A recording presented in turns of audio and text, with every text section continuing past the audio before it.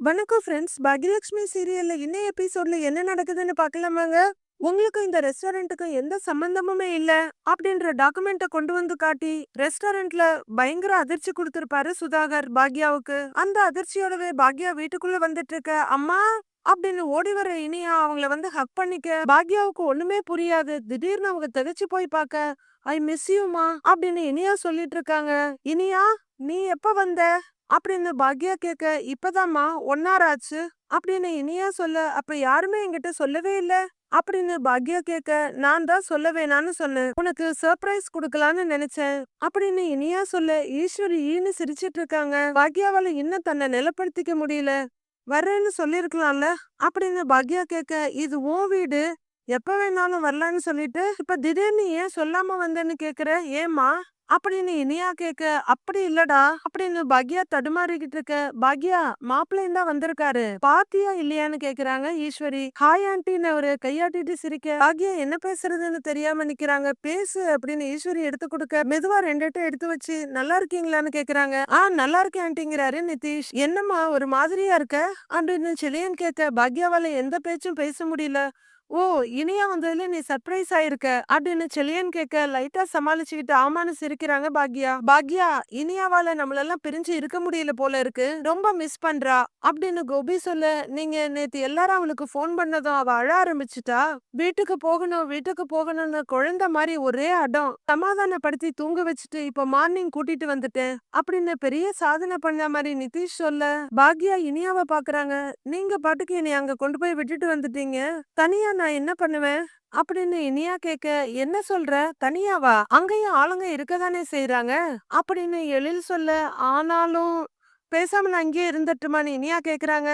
என்னடா இவ பேசுற மாதிரி திக்குன்னு ஈஸ்வரி பாக்க, அது எப்படி இங்க இருக்க முடியும், கல்யாணத்துக்கு அப்புறம் நான் என்ன என் அம்மா வீட்லயா இருந்தேன், இங்கே தானே இருந்தேன் அப்படின்னு ஜெனி கேக்குறாங்க. ஏய் இனியாமா, நீ இங்கேயே இருக்கணும்னு ஆசைப்பட்டா தாராளமா இருக்கலாம் அப்படின்னு கோபி சொல்ல, இனியா ஜாலியா பாக்குறாங்க. ஏய் அப்படின்னு அதிர்ச்சியா கூப்பிடுறாங்க ஈஸ்வரி. அங்கிள், அப்ப நான் என்ன பண்றது அப்படின்னு நிதிஷ் கேட்க, நோ ப்ராப்ளம், நீங்களும் இங்கேயே இருங்க, இங்க 2 பேரும் இங்கேயே தங்கிடுங்க அப்படின்னு கோபி சொல்ல, சிரிக்கிறது ஈஸ்வரி மட்டும் இல்ல நாமளும் தான். டேய் நல்லா இருக்குடா நீ சொல்றது அப்படின்னு ஈஸ்வரி சொல்ல, அம்மா இனியாவும் சரி வீட்ல இருக்கவங்களும் சரி ஒருத்தர ஒருத்தர் ரொம்ப மிஸ் பண்றோம்லமா, அப்படி பார்த்தா இதானே கரெக்டான வழி, 2 பேரும் இங்கேயே தங்கட்டுமா அப்படின்னு கோபி சொல்ல, சின்ன சிரிப்போட, பொண்ணு கல்யாணமாகி மாப்பிள்ளை வீட்டுக்கு போறதெல்லாம் காலம் காலமா இருக்கிறது தான், 1 வாரம் 10 நாள் ஒரு மாதிரி தான் இருக்கும், அப்புறம் எல்லாம் சரியாயிடும், சும்மா இதையாவது சொல்லிக்கிட்டு அப்படின்னு கொஞ்சம் வெக்கத்தோட சொல்ற ஈஸ்வரி. பாக்யா, மாப்பிள்ளை இனியாவும் சாப்பிட்டுட்டு தான் போக போறாங்க, நீ சமைச்சிடுறியான்னு கேக்குறாங்க ஈஸ்வரி. அம்மா, எல்லாத்த விட நான் ரொம்ப மிஸ் பண்றது உன்னோட சமையல தான் அப்படின்னு இனியா சொல்ல, ஆண்டி உங்க அளவுக்கு யாராலையுமே சமைக்க முடியாதாமே அப்படியா அப்படின்னு நிதிஷ் கேட்க, பாக்யா என்ன சொல்றதுன்னு தடுமாறிட்டு இருக்க, ஆமா உண்மைதான் அப்படின்னு செலியன் சொல்றாரு. பாக்யா, மாப்பிள்ள ஆச்சரியப்படுற மாதிரி தடபுடலா விருந்து சமைச்சிடு அப்படின்னு ஈஸ்வரி சொல்ல, அதுக்கும் சரின்னு தலையாட்டிக்கிறாங்க பாக்யா. நீ உட்காருன்னு சொல்லிட்டு அவங்க கிச்சன் பக்கம் திரும்ப, லட்டு வா அப்படின்னு கூப்பிடுறாரு எழில். உட்காருன்னு சொல்ல அவர் பக்கத்துல உட்கார்ந்துக்கிறாங்க இனியா. பாக்யா கிச்சனுக்குள்ள வர பின்னாடி அமிர்தாவும் ஜெனியும் வர்றாங்க. மூச்சு விட கூட முடியாம இருந்த பாக்யா ஒரு டம்ளர் தண்ணி எடுத்து குடிச்சு தன்னை கொஞ்சம் நிதானப்படுத்திக்கிறாங்க. சிட்டபிள கட் பண்ணலான்னு எடுக்கிற அமிர்தா அவங்க முகத்தையே பார்த்துட்டு இருக்காங்க. அம்மா, நீங்க ஓகேவா இருக்கீங்களா அப்படின்னு அமிர்தா கேட்க, அப்படின்னு சமாளிச்சுக்கிட்டு வேலைய ஆரம்பிக்கிறாங்க பாக்யா. அமிர்தாவும் ஜெனியும் ஒருத்தர் ஒருத்தர் பாத்துக்கிறாங்க. வெளியே மீதி இருக்கவங்க எல்லாரும் ஜாலியா பேசிட்டு இருக்க, டக்குன்னு சுடு பாத்திரத்துல கை வச்சுட்டா ஐயோன்னு பதறாங்க பாக்யா. உடனே ஜெனியும் அமிர்தாவும் ஓடி வந்து, என்னம்மா இது, கொஞ்சம் கவனமா இருக்கிறது இல்லையான்னு கேக்குறாங்க. ஒண்ணும் இல்ல நீங்க வேலையை பாருங்க அப்படின்னு சொல்லிட்டு பாக்யா கண்டினியூ பண்ண, வாங்க அமிர்தான்னு ஜெனியும் வேலைய ஆரம்பிக்கிறாங்க. வெளியே எல்லாரும் ஜாலியா பேசிட்டு இருக்கத பாக்குற பாக்யா உள்ளுக்குள்ள பொங்கிட்டு இருக்க எரிமலைய பெருமூச்சு எடுத்து அடக்கிக்கிறாங்க.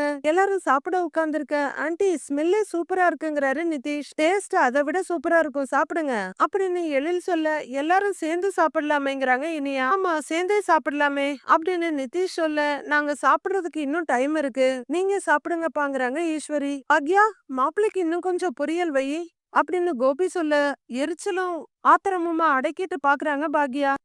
அவங்க எடுத்து வச்சிட்டு இருக்க, "பாக்யா ஆம்லெட் பண்ணியிருந்தீல்ல, மாப்பிள்ளைக்கு ஆம்லெட் எடுத்து வை" அப்படின்னு கோபி சொல்ல, பாக்யா ஒரு முறைச்சிட்டு இருக்காங்க. கோபியோட முகம் அப்படியே தவளை மாரி மாறிடுது. இட்ஸ் ஓகே ஓகே நான் அவரு சமாளிச்சுட்டு இருக்கேன். நல்லா சாப்பிடுன்னு ஜெனி எடுத்து வைக்கிறாங்க இனியாவுக்கு. "பாக்யா அப்பளத்த எடுத்து வை இந்தா" அப்படின்னு கோபி பவுல் எடுத்து நீட்ட, "குடுங்க நானே வைக்கிறேன்" அப்படின்னு ஜெனி வாங்கிக்கிறாங்க. அவரு ஓகே ஓகேன்னு சொல்லிட்டு இருக்க, பாக்யா அப்படியே உள்ளுக்குள்ள குமறிக்கிட்டு நிக்கிறாங்க.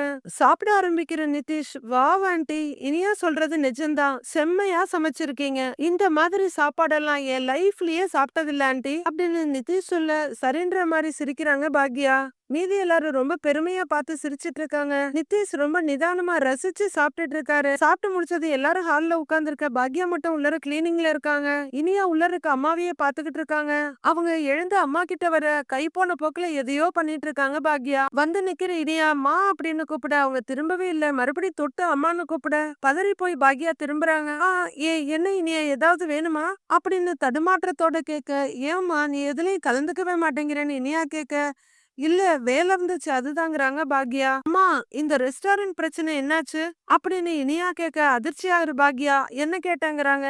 ரெஸ்டாரண்ட் பிரச்சனை என்ன ஆச்சுன்னு கேட்டேன் அப்படின்னு இனியா கேட்க, ஆ ஆ அது சால்வ் ஆயிடுச்சு, நல்லபடியா முடிஞ்சிருச்சு அப்படின்னு பாக்யா சொல்ல, நிஜமா தானே சொல்ற அப்படின்னு இனியா கேட்க, இதோ பாரு இனியா, நீ என்ன பத்தி யோசிக்கிறத விடு, நீ எப்படி இருக்க அத சொல்லுன்னு பாக்யா கேக்குறாங்க. நல்லா இருக்கேம்மா.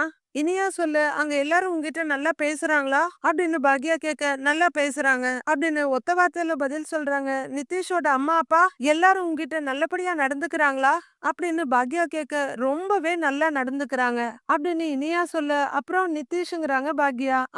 அவருமே என்கிட்ட நல்லா கைண்டா தான் நடந்துக்கிறாரு அப்படின்னு இனியா சொல்ல, நீ ஓகே தானே இனியான்னு அவங்க தோல்ல கைய வச்சு பாக்யா கேக்குறாங்க. நான் ஓகே தாமான்னு இனியா சொல்ல, அவங்களோட கன்னத்தை தொட்டு செல்லம் கொஞ்சுறாங்க. சரி அங்கிள், அப்ப நாங்க கிளம்புறோம் அப்படின்னு நிதிஷ் எழுந்து நின்னு சொல்ல, பக்கத்துல இனியா எல்லாரும் நிக்கிறாங்க.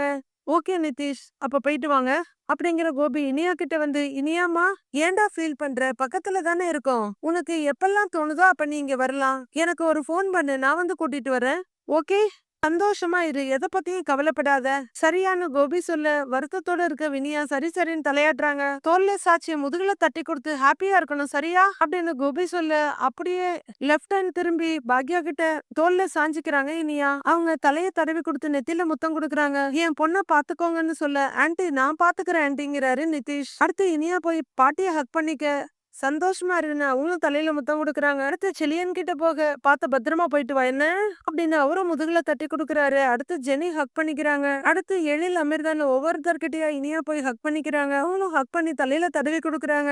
மறுபடியும் இனியா போய் பாக்யாவுக்கும் கோபிக்கும் நடுப்புற நின்னுக்க, சரி டைம் ஆகுது நாங்க போயிட்டு வரோங்கிறாரு நிதிஷ். கிளம்புங்க அப்படின்னு ஈஸ்வரி சொல்ல, நிதிஷ் நடக்க ஆரம்பிக்க, சரிம்மா பத்திரமா போயிட்டு வாங்குறாரு கோபி. எல்லாரும் வழி அனுப்ப வர பாக்யா மட்டும் அப்படியே நின்னுறாங்க. அவ்வளவுதான், அது வரல அடங்கி இருந்த எரிமலை பொங்குற எரிமலை ஆயிடுது. அப்படியே உள்ளுக்குள்ளர கொதிச்சுக்கிட்டு இருக்காங்க. யாரு எக்கேடு கேட்டா இந்த என் வேலைதான் முக்கியம்னு இருக்கிற ஈஸ்வரி, ஏன் பாக்யா மாப்பிள்ள வீட்டுக்கு வந்தா வாசல் வரலும் போய் வழி அனுப்பணும்னு தெரியாதா, இங்கேயே உட்கார்ந்து இருக்கிற, உன் மருமக என்ன நினைப்பார்னு நீ கொஞ்சமாவது யோசிச்சியா அப்படின்னு ஈஸ்வரி கேட்க, உட்கார்ந்திருக்க பாக்யா முறைக்கிறாங்க. என்ன முறைக்கிற அப்படின்னு ஈஸ்வரி கேட்க, அவ்வளவுதான் வெடிக்க தயாரா எழுந்துடுறாங்க பாக்யா. இவ்வளவு நேரமா அந்த விஷயத்தை எப்படி தாங்கிட்டு இருந்தேன்னு எனக்கே தெரியல, மருமகனா கவனிக்கலையா, போங்க போய் கூட்டிட்டு வாங்க போங்க, நல்லா கவனிக்கிறேன் போங்க, மருமகனை சம்மந்தி அம்மாவ எல்லாரையும் கவனிக்கிறேன், போங்க கூட்டிட்டு வாங்க, எல்லாருக்கும் வடிச்சு கொட்டுறேன் அப்படின்னு பாக்யா கத்திக்கிட்டே போக, எல்லாருமே திகைப்பா பாத்துக்கிட்டு இருக்காங்க. நீ என்ன பேசுறன்னு உனக்கு தெரிஞ்சுதான் பேசுறியா அப்படின்னு ஈஸ்வரி கேட்க, தெரிஞ்சுதான் அத்தை பேசுறேன், போங்க அத்தை எல்லாரையும் கூட்டிட்டு வாங்க போங்க, வீட்டுல உட்கார வச்சு எல்லாருக்கும் வடிச்சு போடுறேன் போங்க, விதவிதமா சமைச்சு கூட போடுறேன், ஏன்னா நான் இன்னைக்கு ரொம்ப ரொம்ப சந்தோஷமா இருக்கேன்ல, எனக்கு சந்தோஷத்துல தலகாலே புரியல, ஏதாவது பண்ணணும் போல இருக்கு அத்த, போங்க கூட்டிட்டு வாங்க போங்க அப்படின்னு பாக்யா பயங்கரமா கத்திக்கிட்டு இருக்க. நீ என்ன என்னென்னமோ உளறிக்கிட்டு இருக்க, உனக்கு பைத்தியம் கீத்தியம் புடிச்சிருச்சா என்ன அப்படின்னு ஈஸ்வரி கேட்க, நேரா செலியன் கிட்ட வந்து, டேய் நீ என்னடா சொன்ன, ரெஸ்டாரண்ட் அவங்க எழுதி கொடுன்னு கேக்கும்போது நீ என்ன சொன்ன அப்படின்னு பாக்யா கேட்க, அம்மா மறுபடியும் ஆரம்பிச்சிட்டியா, அம்மா ரெஸ்டாரண்ட் அவங்க எழுதி எல்லாம் கேட்கலம்மா, அவங்க நேம்ல ஓ ரெஸ்டாரண்ட் ஃபங்க்ஷன் ஆகும்னு மட்டும்தான் சொன்னாங்க, நீ கேட்ட மாதிரியே இனியாவ அவங்க மேனேஜ்மெண்ட்ல சேர்த்துக்கிறதா தானே சொன்னாங்க அப்படின்னு செலியன் சொல்ல, கிழிச்சார் அவரு அப்படின்னு பயங்கரமா வெடிக்கிற பாக்யா. அடுத்து கோபி முன்னாடி வந்து நின்னு, இன்னைக்கு என்ன நடந்துச்சுன்னு தெரியுமா, என்ன நடந்துச்சுன்னு தெரியுமா அப்படின்னு கத்த தெரியாதுன்ற மாதிரி கோபி தலையாட்டுறாரு. அந்த ஆளு அதான் உங்க சம்மந்தி ரெஸ்டாரண்ட்டுக்கு வந்தாரு அப்படின்னு பாக்யா கத்த கோபி ஈஸ்வரி ஒருத்தர் பாத்துக்கிறாங்க. ரிசப்ஷனுக்கு முன்னாடி என்கிட்ட ஒரு டாக்குமெண்ட்ல சைன் வாங்கினாருல, அந்த டாக்குமெண்ட்டை ஃபில் பண்ணி எடுத்துக்கிட்டு அவரோட அட்வொகேட்டோட வந்தாரு. டாக்குமெண்ட்ல சைன் பண்ணி குடுக்கறோமே, பெரிய பிரச்சனை வரும்னு அன்னைக்கே நான் யோசிச்சேன். ஆனா இனியாவுக்காக நான் சைன் பண்ணேன். பெருசா ஏதோ நடக்க போகுதுன்னு தெரிஞ்சேதான் சைன் பண்ணேன். நான் நினைச்ச மாதிரியே எல்லாமே நடந்துருச்சு அப்படின்னு பாக்யா கத்த என்ன நடந்துச்சுன்னு கேக்குறாரு கோபி. நான் எவ்வளவு சொன்னேன் என்னமோ தப்பா இருக்குன்னு, எத்தனை தடவை சொன்னேன். யாராவது கேட்டீங்களா? கேட்டீங்களா? என்ன சொன்னாலும் இனியா வாழ்க்கை இனியா வாழ்க்கைன்னு ஒத்த பதில சொல்லி என் வாய அடைச்சிட்டீங்க. உன் பொண்ணு கல்யாணம் நிக்கிறதா உன் ஆசையான்னு கேட்டீங்கல்ல, நீ எல்லாம் ஒரு அம்மாவான்னு கேட்டீங்க. குற்ற உணர்ச்சிக்கு ஆளாகி ஆளாகி அந்த பேப்பர்ல சைன் பண்ண சொன்னீங்க. நானும் சரின்னு சைன் பண்ணேன்ல. அந்த டாக்குமெண்ட்டை எடுத்துக்கிட்டு தான் இன்னைக்கு வந்தாரு. அதுல என்ன எழுதி இருந்துச்சுன்னு தெரியுமா? என்ன எழுதி இருந்துச்சுன்னு தெரியுமா? இந்த ரெஸ்டாரண்ட்ட நான் இனியாவுக்கு கிஃப்டா கொடுத்திருக்கேன்னு எழுதி இருந்துச்சு அப்படின்னு பாக்யா கத்தி முடிக்க கோபி முகத்துல 1000 மின்னல் வெட்டுது. அவ்வளவுதானா அப்படிங்கிற மாதிரி ஈஸ்வரி பாக்குறாங்க. அடுத்தது செழியன், எழில், ஜெனி, அமிர்தான்னு எல்லாருமே பயங்கர அதிர்ச்சியா பாக்குறாங்க. என்ன உளறிக்கிட்டு இருக்க? அந்த மாதிரி எல்லாம் நடக்க வாய்ப்பே இல்லையே அப்படின்னு கோபி கேட்க, அப்போ நான் பொய் சொல்றேன்னு நினைக்கிறீங்களா அப்படின்னு பாக்யா ஆத்திரத்தோட கேட்க, அம்மா நீ அந்த டாக்குமெண்ட்ட சரியா படிச்சு பாத்தியா அப்படின்னு செழியன் கேட்க, ஓஹோ பிரமாதம்டா, எனக்கு படிக்க தெரியாதுன்னு சொல்றியா? உனக்கு நான் தான்டா ஏபிசிடிய சொல்லி கொடுத்து கத்து கொடுத்தேன், எனக்கே படிக்க தெரியாதுன்னு சொல்றியா? ஒரு டாக்குமெண்ட்ட படிக்க தெரியாம தான் நான் 2 ரெஸ்டாரண்ட் நடத்துறேனா? சாரி சாரி சாரி, 2 இல்ல 1 தான், ஒரே ரெஸ்டாரண்ட் தான் சொல்ற பாக்யா. அதெல்லாம் நான் நல்லா படிச்சுட்டேன். ரெஸ்டாரண்ட்ட நான் இனியாவுக்கு கிஃப்டா கொடுத்ததா தான் அந்த டாக்குமெண்ட்ல எழுதி இருக்காங்க அப்படின்னு பாக்யா பயங்கர அழுகைய வருத்தமா சொல்ல கோபிக்கு பயங்கரமான அதிர்ச்சி. நான் முதல்லயே சொன்னேன் அவங்க யாரும் சரியில்லைன்னு. அவரு ரெஸ்டாரண்ட்ட விலைக்கு கேக்குறாருன்னு சொன்னப்ப என்ன சொன்னீங்க நீங்க? அவ்வளோ பெரிய ஆளு இத்தனோன்னு ரெஸ்டாரண்ட்டுக்கு ஆசைப்படுவாரான்னு சொன்னீங்கல்ல அப்படின்னு பாக்யா சொல்லிட்டு இருக்க. ஐயோ இவளுக்கு வேற வேலையே இல்லைன்ற மாதிரி பாத்துட்டு இருக்காங்க ஈஸ்வரி. அந்த அவ்வளோ பெரிய ஆளுதான் இன்னைக்கு திருட்டுத்தனமா என் ரெஸ்டாரண்ட்டை எழுதி வாங்கியிருக்காரு. ரிசப்ஷன் அப்ப எல்லாரும் அவரு பக்கம் நின்னீங்க. நான் ஓவரா யோசிக்கிறதா சொன்னீங்க. கடைசியில என்ன ஆச்சு? நான் சொன்னதுதான் நடந்துச்சு. என்ன முட்டாள்னு சொன்ன நீங்க எல்லாரும் தான் இப்ப முட்டாளாகி நிக்கிறீங்க. ரெஸ்டாரண்ட்டை எழுதி வாங்கினது மட்டும் இல்ல, எங்கிட்டயே திமிரா பேசுறாரு அப்படின்னு பாக்யா சொல்ல எல்லாருமே ரொம்ப வருத்தமா அதிர்ச்சியமா பாத்துக்கிட்டு இருக்காங்க. பணம் கொடுக்கறேன்னு சொன்னப்பவே ரெஸ்டாரண்ட்டை கொடுத்திருந்தா உங்களுக்கு இந்த நிலைமை வந்திருக்காதுல்ல அப்படின்னு கேட்டாரு அப்படின்னு பாக்யா கத்திக்கிட்டு இருக்க நம்ப முடியாம பாத்துட்டு இருக்காரு கோபி. எதுக்கு இப்படி நீ வானத்துக்கும் பூமிக்குமா தாம் தும்னு குதிச்சிட்டு இருக்கிற? ரெஸ்டாரண்ட்ட இனியா பேருக்கு தானே எழுதி வாங்கி இருக்காரு, அவங்க பேருக்கு எதுவும் வாங்கலையே, அப்புறம் என்ன? எப்படியும் உன் சொத்து உன் பிள்ளைங்களுக்கு தானே பாக்யா. இனியாவுக்கு நீ ஏதாவது கொடுக்கணும்னா அதை சந்தோஷமா தானே கொடுக்கணும். அதை விட்டுட்டு நீ எதுக்கு இப்படி ஆர்ப்பாட்டம் பண்ற அப்படின்னு ஈஸ்வரி கூலா கேட்க, அத்தை உங்களுக்கு புரியுதா இல்லையா? உங்களுக்கு புரியலனாலும் இவங்க எல்லாருக்கும் புரியும். நான் கஷ்டப்பட்டு உருவாக்குன ரெஸ்டாரண்ட்டுக்கும் எனக்கும் எந்த சம்பந்தமும் இல்லைன்னு ஆயிடுச்சு. என்னோடது இல்லைன்னு ஆயிடுச்சு. அங்க வேலை பாக்குற யாருக்குமே இனிமே வேலையே இல்ல. நாளையில இருந்து நாங்க அங்க போகவே முடியாது அப்படின்னு பாக்யா பயங்கர வருத்தப்பட்டு சொல்லிட்டு இருக்க. நீ இப்படிதான் பாக்யா எது நடந்தாலும் ஓவரா பேசுவ. நீ அங்க போக கூடாதுன்னு சம்மந்தி சொன்னாரா அப்படின்னு ஈஸ்வரி கேட்க, ஐயோ அப்படின்னு இருக்கு பாக்யாவுக்கு. இதோ பாரு பாக்யா, நீ சொன்ன மாதிரிதான் அங்க எல்லாமே நடந்துச்சான்னு கோபி கேக்குறாரு. ஐயோ ஆமா ஆமா ஆமா, அந்த டாக்குமெண்ட்டை என் கண்ணால பார்த்து நான் படிச்சேன். இத்தனை நேரம் மாப்பிள்ளைங்க இனியாவும் இருக்கும்போது அதை சொல்லாம இருக்க நான் பட்ட பாடு எனக்கு மட்டும்தான் தெரியும் அப்படின்னு பாக்யா கத்தி முடிக்க, அம்மா டாக்குமெண்ட்ல என்ன எழுதியிருக்காங்கன்னு இனியாவுக்கு தெரிஞ்ச மாதிரி எனக்கு தெரியலமா. அவளுக்கு தெரிஞ்சிருந்தா கண்டிப்பா சம்மதிச்சிருக்க மாட்டாமா அப்படின்னு எழில் சொல்ல, ஐயோ இனியாவுக்கு எதுவுமே தெரிஞ்சிருக்காதுடா, அந்த ஆளு ஏமாத்திட்டாருடா ஏமாத்திட்டாருன்னு பொங்குறாங்க பாக்யா. நீ சொல்றதெல்லாம் ஓகே, ஆனா ஏமாத்திட்டாருன்னு சொல்லாதமா. அவரு எத்தனையோ ரெஸ்டாரண்ட்ட கவனிச்சுக்கிறாரு. உன் ரெஸ்டாரண்ட்ட கவனிக்கிறதுக்கு அவருக்கு டைம் இருக்குமான்னு கூட தெரியல. அதுக்கு அவசியமும் அவருக்கு கிடையாதுமா அப்படின்னு செழியன் அப்பவும் முட்டு கொடுக்க ஆமான்னு தலையாட்டுறாங்க ஈஸ்வரி. இங்க பாருமா, அப்படியே ரெஸ்டாரண்ட் இனியா பேருக்கு போனாலுமே இந்த மேனேஜ்மெண்ட் முழுக்க முழுக்க உன் பேர்ல தான் இருக்கும். உன் ரெஸ்டாரண்ட் மூலமா வர்ற பணம் கூட அவருக்கு தேவைப்படாதுமா. அந்த பணமும் உனக்கே தான் வரும், போதுமா அப்படின்னு அடிமுட்டாள் மாதிரி செழியன் பேசிக்கிட்டு இருக்க. பாக்யா வெறிச்சு போய் பாக்குறாங்க. நீ எப்பவும் போல நீ உன் ரெஸ்டாரண்ட்ட நடத்தலாம் அப்படின்னு செழியன் சொல்ல, அப்படின்னு அவரு வந்து உங்ககிட்ட சொன்னாரா? சொன்னாராடா அப்படின்னு பாக்யா வெறி பிடிச்ச மாதிரி கேட்க, இல்ல இப்படிதான் நடக்கும்னு நான் நினைக்கிறேன் அப்படின்னு செலியன் சொல்ல, நீ நினைக்கிறத நான் நம்பணும்னு சொல்றியா அப்படின்னு பாக்யா கத்த, பாக்யா சும்மா தேவையில்லாம கத்தாத அப்படின்னு ஈஸ்வரி சொல்ல, ஏக டென்ஷன் ஆகுற பாக்யா, பேசாதீங்க யாரும் பேசாதீங்க, இப்படி எல்லாம் நடக்கும்னு நான் எதிர்பார்த்தேன். என் ரெஸ்டாரண்ட் அவரு எழுதி வாங்குவாருன்னு நான் எதிர்பார்த்தேன். இந்த ரெஸ்டாரண்ட் பேச்சு என்னைக்கு வந்துச்சோ அன்னைக்கே நான் எதிர்பார்த்தேன். அவரு விதவிதமா கலர் கலரா கதை சொன்னாரு. அத நீங்க எல்லாரும் நம்புனீங்க. அத என்னையும் வேற நம்ப சொன்னீங்கல்ல. என் பேச்ச யாருமே கேட்கவே இல்ல. இப்போ நான் சொன்ன எல்லாமே நடந்துருச்சு.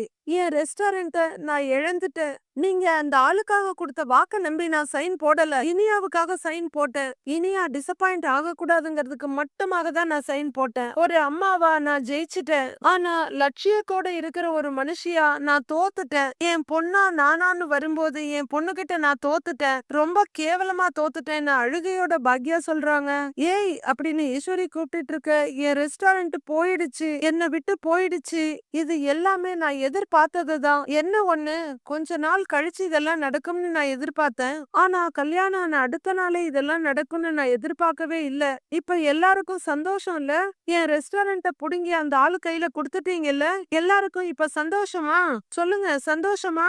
எல்லாரும் சந்தோஷமா, நல்லா சந்தோஷமா இருங்க, சந்தோஷமா இருங்க, சந்தோஷமா இருங்கன்னு கண்ணு நிறைய கண்ணீர் இருக்க, அழியிற கண்ணீரை தொடச்சுக்கிட்டு ரொம்பவே இடிஞ்சு போய் பாக்யா அங்க இருந்து போக போக, பாக்யா பாக்யா இரு பாக்யான்னு தடுத்து நிறுத்துறாரு கோபி. நீ நினைக்கிற மாதிரி அப்படிலாம் எதுவும் நடந்திருக்காது, நீ கொஞ்சம் பொறுமையா இரு, நாம பேசி பேசி சால்வ் பண்ணிக்கலாம் அப்படின்னு கோபி சொல்ல, கோபியை முறைக்கிறாங்க பாக்யா. அந்த பார்வையே அதேதான் புத்திசாலின்னு சொல்லிட்டு இருக்க அந்த அடிமுட்டாள் கிட்ட என்னத்த பேசுறதுன்னு இருக்கு. அவங்க அங்க இருந்து கடகடன்னு போக, ஆன்டி ஆன்டின்னு கூப்பிட்டு ஜெனியும் அமிர்தாவும் அம்மான்னு கூப்பிட்டுட்டு எழிலும் பின்னாடியே போறாங்க. கோபியும் ஈஸ்வரியும் அப்படியே பார்த்துட்டு நிக்க, அப்பா இந்த விஷயத்துல இவ்வளவுலாம் நடந்திருக்காதுப்பா, அவங்க ஏதோ மிஸ் அண்டர்ஸ்டாண்டிங்ல பேசுறாங்க, அவங்க ஏதோ எக்ஸாஜுரேட் பண்ற மாதிரி எனக்கு தோணுது அப்படின்னு அதிபுத்திசாலி செல்லியன்னு சொல்ல, ஆமாண்டா சம்பந்திய பார்த்தா உங்க அம்மா சொல்ற மாதிரி நடந்துட்டு இருப்பாரான்னு தெரியல, அவருக்கு இருக்கிற பணத்துக்கு இவர் ரெஸ்டாரண்ட புடுங்கிதான் பெரிய ஆளாக பாக்குறாரா அப்படின்னு ஈஸ்வரி சொல்றாங்க. அம்மா இவ என்னென்னமோ சொல்றா, அங்க என்ன நடந்துச்சுன்னு எனக்கு ஒரே ஒரே குழப்பமா இருக்கு, நான் சம்பந்திய பார்த்து பேசிட்டு வந்துடுறேம்மா, என்ன நடந்துச்சுன்னு நான் போய் விசாரிச்சுட்டு வந்துடுறேன் அப்படின்னு கோபி சொல்ல, சரின்ற மாதிரி ஈஸ்வரி தலையாட்டுறாங்க. சுதாகரோட இன்னொரு முகத்தை பாக்குறதுக்கு கோபி ரெடி ஆயிட்டு இருக்காரு. மீதி என்ன நடக்குதுன்னு நாளைக்கு பார்க்கலாம் ஃப்ரெண்ட்ஸ்.